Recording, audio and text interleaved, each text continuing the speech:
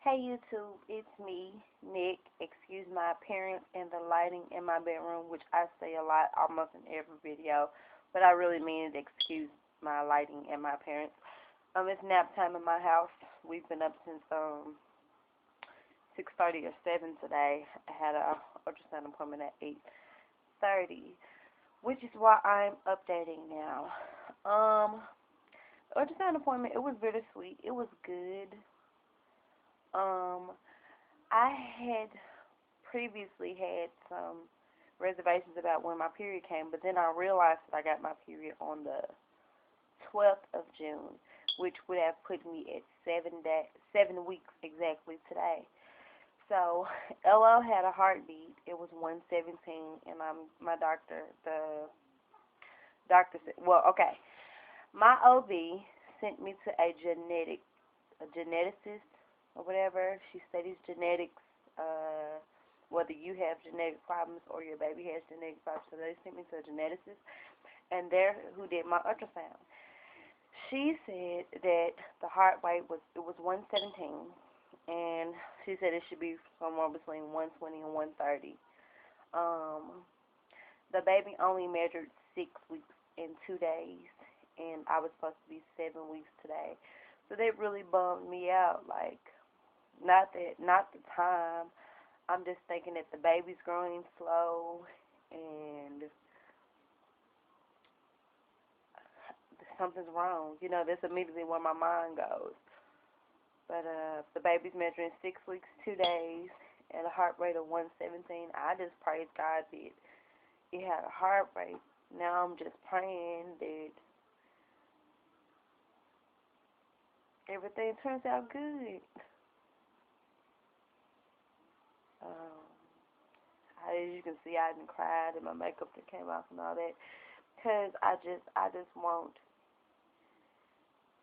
this to be it. I guess so bad. And no matter how much you prepare yourself, when there's bad news, it's kind of uncontrollable. And it's not necessarily bad news. I guess I'm just disappointed. I'm scared that the baby isn't growing the way it should be, you know? And that's where a lot of my fear comes from. But I decided to be optimistic about this and just enjoy every day that I'm pregnant. The way she's talking, I'll be getting lots of ultrasounds with LO. I'm supposed to go back next Wednesday for my consultant to give her time to look through my ultrasounds and go through the tests that she had on my last two pregnancies, which ended in stillbirth and a blighted ovum. So I'm giving her time to look through all of that so we can go Wednesday and she can decide what testing she wants to do, because either it's a genetic problem, which has to do with me and my husband, and there's nothing that I can do about it, or it's like a blood clotting issue in which they can give me medication and fix that, or it just was a fluke, and I just end up having two miscarriages back to back in a row. So it could go three ways. I'm really hoping for the blood clotting, or it was just a fluke. Mostly it was just a fluke because with the genetic thing going on between me and my husband, there's nothing that they can do about it, which means ultimately we can't have any more babies together. And you know what? That's still fine because we still have each other. But I really want that. And we have been blessed with a beautiful daughter. She's 2. She's gorgeous, and I have 3, and he has a daughter, so we both have children outside of each other. We just want, the bond, that you get when you're expecting a baby. We both want it, and I feel so bad for him, more so for him than me, because he's an awesome dude. He deserves to have many me's, Great dad. Excuse me, y'all. I'm emotional. But, sorry that this video is running too long. It's already 5 minutes.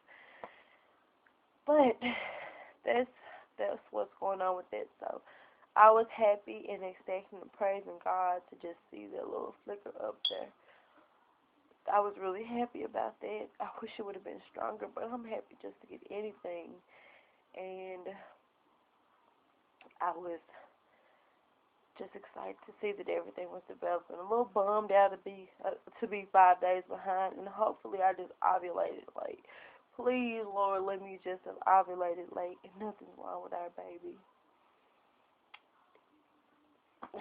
I think that's pretty much it. So now I'm doing week 7 all over. Where I thought I was starting week 8, I'm actually just starting week 7. They didn't change my due date or anything like that. So by my calculations, I'm due March the 19th. I know March the 17th. I said March the 17th before. But what I meant to say was March the 19th. Sorry, I didn't realize that until I went back and watched the videos. Probably why you should watch the video before you upload it. But yeah, I meant March the 19th. So with the baby 5 days behind, that puts us at around March the 24th. So just praying that everything is working out, and I know everything's going to work out regardless if the baby survives or whatever, because God has a plan for us. Me and my husband and my kids, our kids, He got a plan for us. And I know that if it's not going to happen right now, then I know one day it will. Do you want to see a picture of the baby? I'll show you. Okay. You see the dot that's leaning closer against the wall?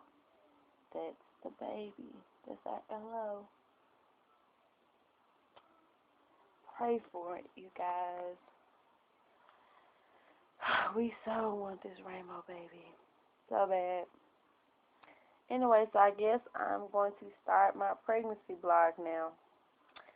I should be getting the ultrasound again by geneticists in about 2 weeks. So I go for my consultation next week, and maybe the week after that I'll get an ultrasound. So we'll keep our fingers crossed and we'll keep praying. So my baby is going to be the size of a blueberry. Okay, we gotta do week 7 over now. So the baby is going to be the size of a blueberry this Wednesday coming up, because no, I'm confused. 6 weeks 5 days. The 6 weeks 2 days. The baby is supposed to be the size of a blueberry at the end of the beginning of the 7 weeks. Okay, y'all, I gotta do some research. I was expecting to say raspberry, but the baby's still a blueberry, and hopefully the next time we see it, it will be the size of a raspberry. But right now, the baby's the size of a raspberry. One thing that I started to crave like yesterday was one of the Taco Bell burrito, smothered burrito, like it's like an enchilada. So one of my hall members brought it back for me today, and it was not as good as I thought it was going to be, which was disappointing. Maybe because I was already sad, because I wanted my baby to be bigger, and I was already crying. Maybe it made my taste buds off, and then I'm super emotional, so my hormones are just freaking right now. So that's cravings. Nothing else too much. I don't really like the taste of Coke no more. So I guess that's a good thing. Oh, just so you know, not smoking cigarettes no more. Not even the nicotine-free stick. None of that. Cold turkey. So my doctor told me to increase my fluid intake and eat fresh fruits and vegetables. So I'm on it, and I'm praying that my little bean grows. And I'm sorry that this video takes so long. Thanks for watching. Thanks for y'all input and comments. And I also want to know, did that happen to any one of you out there? Has your baby ever, anyone's baby ever been days off where you ovulated later than you thought? 4 or 5 days, I guess, is the question. It seems quite impossible to me, because I was trying to figure out how I would get a positive test if I ovulated. You know what I'm saying? It seems really odd to me. I'm hoping that the baby catches up and grows. That's what I'm hoping. Has it happened to any one of you and you had to help the baby? I don't really care if the stories are good or bad. just give me some feedback if you don't mind. Thanks for watching, and I appreciate the support. Later, YouTube.